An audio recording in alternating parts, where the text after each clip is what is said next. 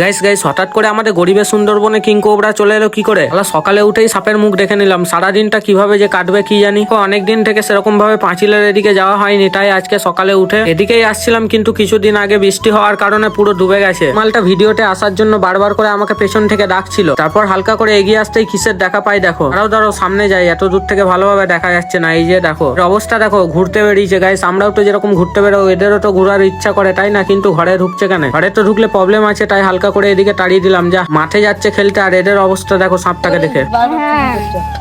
गोगरो गोगरो गोगरो और को खावी ना। तो गाइस जब हम फूटी खा रहे थे, खावी ना। पूरा खत्म हो गया, तब ये जा रहा था फूटी। मैं किसको क्या बोलूं?